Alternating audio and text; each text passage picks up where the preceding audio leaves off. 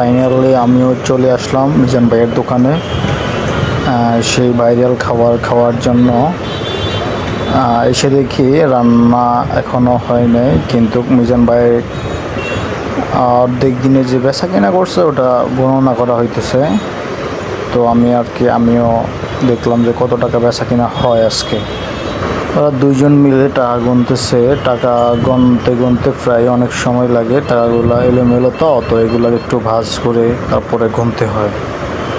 তো মিজান ভাইয়ের ফেস দেখে মনে হয় বেচা কিনা আজকে কম হয়েছে, এরকম আমার মনে হয়েছে। আবার দেখা যাক তাদের কত টাকা বেচা কিনা হয়, কত টাকা সেল হয়।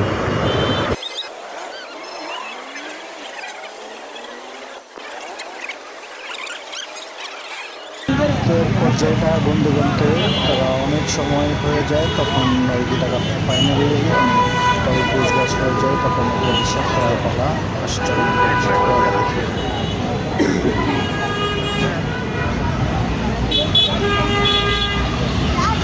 মিজান ভাইয়ের দোকানে এক লোক টাকা গুনতেছে, সকলেই টাকা গোনা হচ্ছে। এখন দেখা যাক কত টাকা হয়।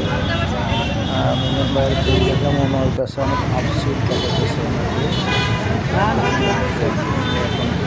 অনেকগুলা বিক্রি নিতে হচ্ছে।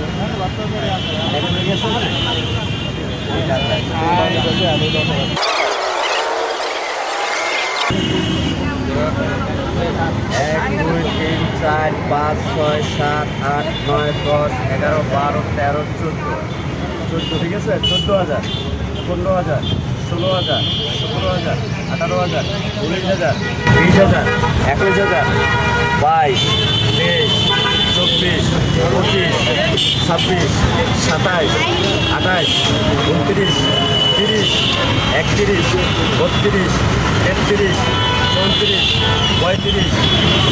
35 36 37 38 39 40,000 এখানে। না পরে এখানে 40,000 আছে।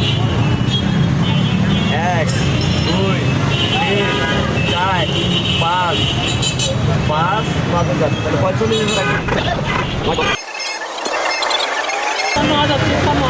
মিজান ভাই এখন আপনি বলে দেন টোটাল কত টাকা হয়েছে, আপনি বলে দেন। এখানে 53,000 টাকা, আপনি ওইটা ধরে বলে দেন। 40 টাকা, 40 টাকা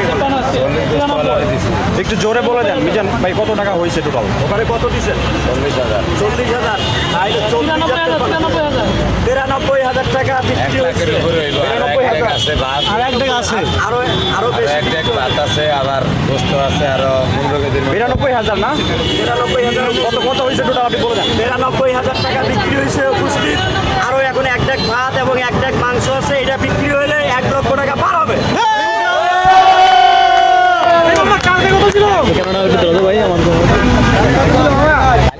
ফাইনালি হিসাবটা শেষ হলো, প্রায় 1 লাখ টাকার মতো বেচা কিনা আমার এখনও রানিং চলতেছে। এক ডেক ভাত হইতেছে, মাংস